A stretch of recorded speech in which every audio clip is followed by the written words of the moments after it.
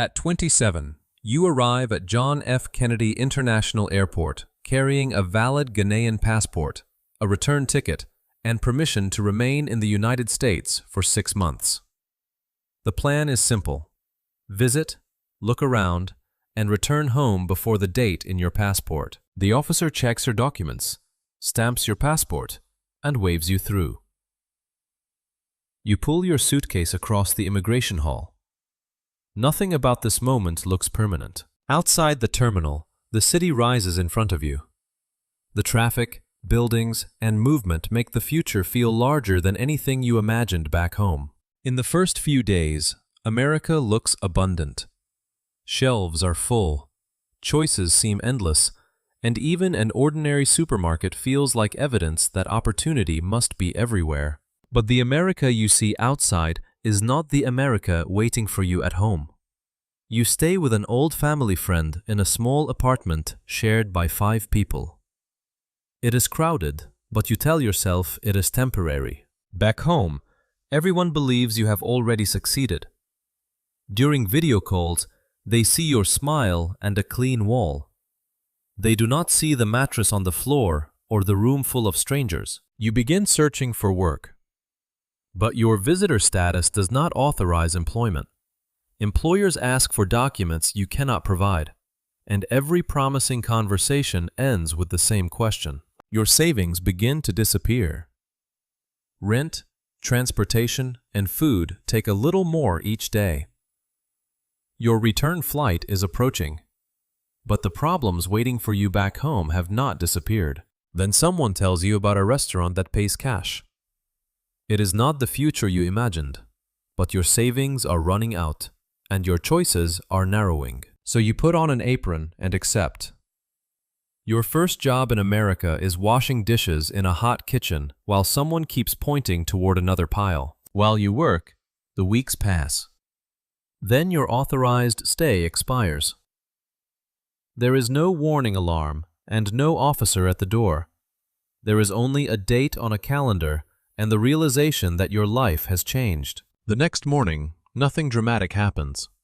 The sun rises, your roommates prepare for work, and traffic moves outside. Yesterday, you were a visitor. Today, you are undocumented. You still have rent to pay and food to buy, so you return to the restaurant. When the shift ends after 2 in the morning, your clothes are wet, your back aches, and the city is almost empty. On the way home, you begin noticing people living the same invisible schedule. Cleaners, construction workers, delivery drivers, and kitchen staff. The city sleeps, but the people who keep it running are still awake. The restaurant is only the beginning. Soon, you take a second job cleaning offices after the employees have gone home. You empty trash beneath desks belonging to people whose jobs you once imagined having. One night, your envelope contains less money than you earned. You count it again, hoping you made a mistake. You did not. When you question the manager, he does not apologize. He points back toward the work.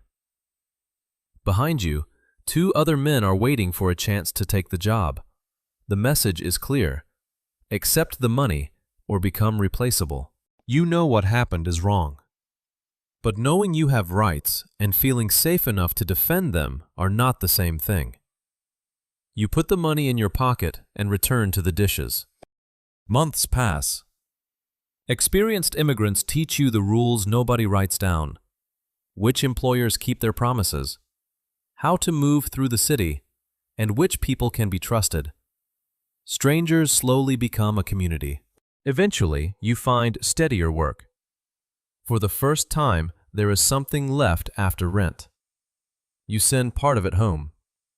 Your family sees the transfer. They do not see the hours behind it. Back home, the transfer changes how people speak about you. You become the one in America.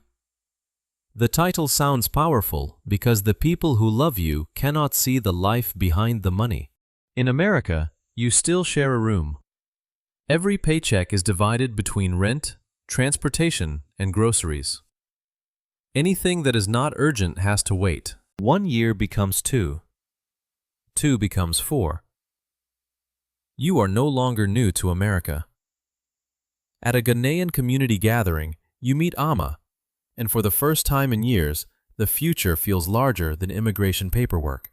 Ama was born in the United States to Ghanaian parents.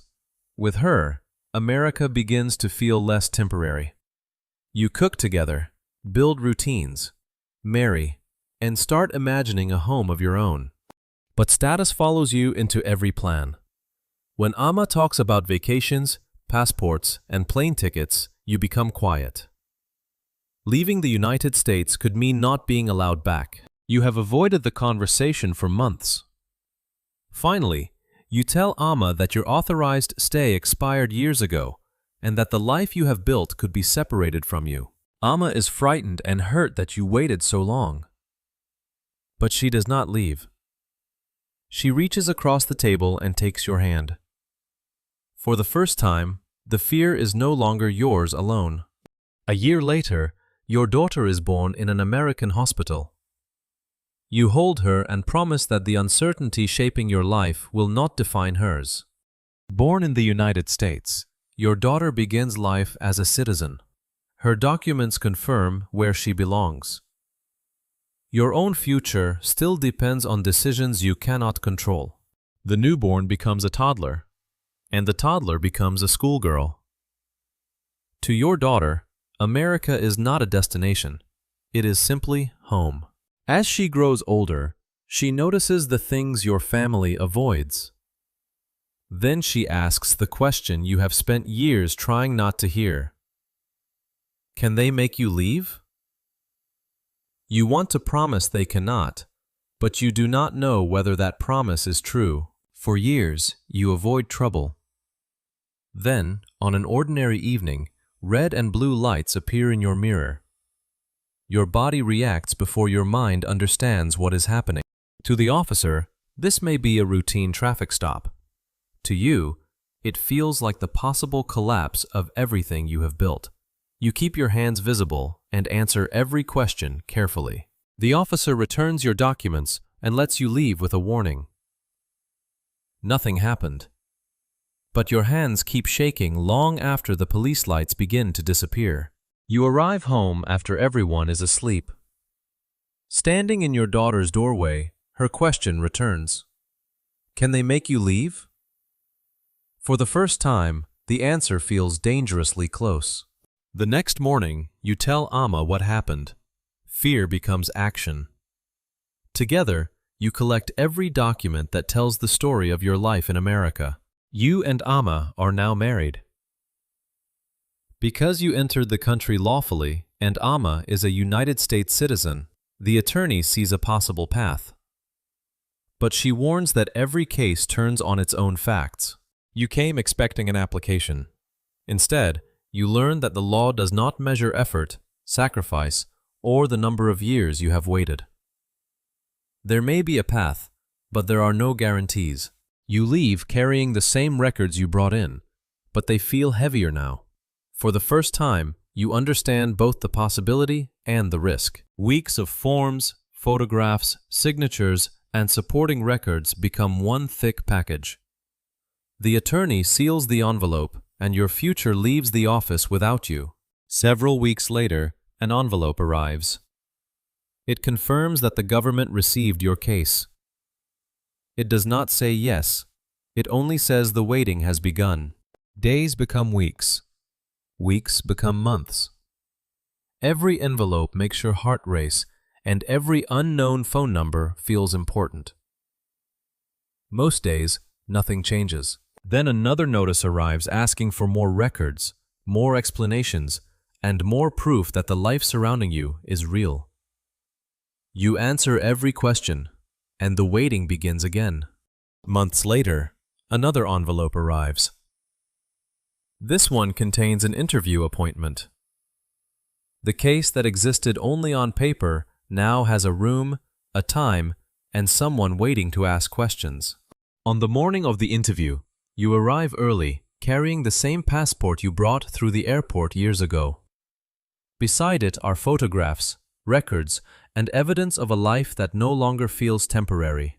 Inside, an officer asks you to describe your life in dates. When did you enter?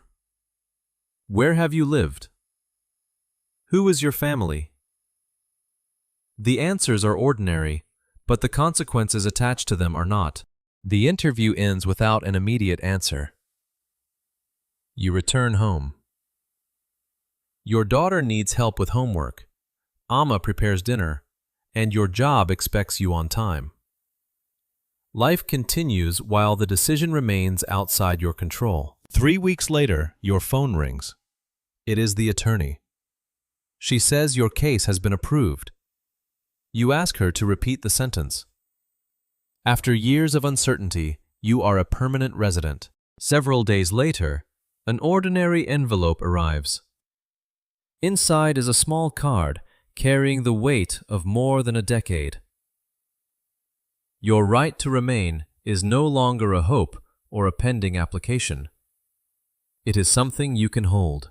The card does not erase the years behind you, but it changes the way you enter tomorrow. The offices you once cleaned after midnight are now places where your own work and experience can be recognized. 3 years pass. Still married to and living with Amma, you apply for citizenship. At night, your daughter becomes your teacher.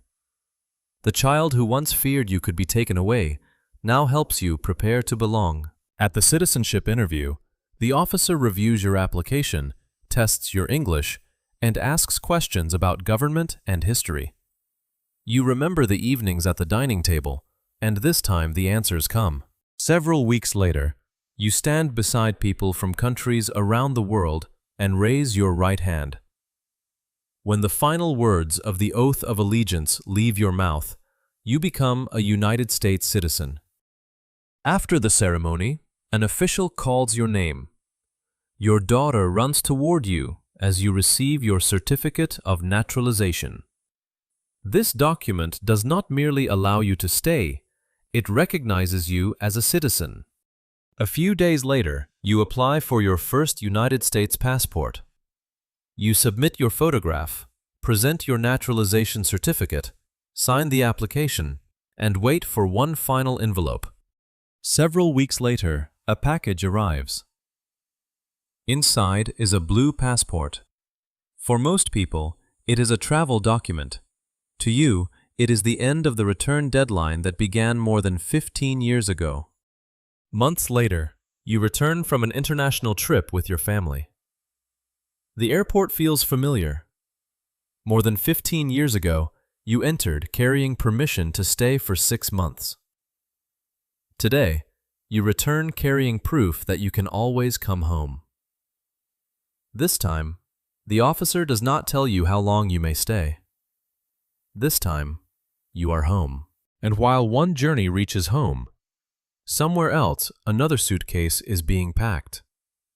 Someone is leaving unemployment, war, poverty, persecution, inequality, or a future that has stopped making room for them.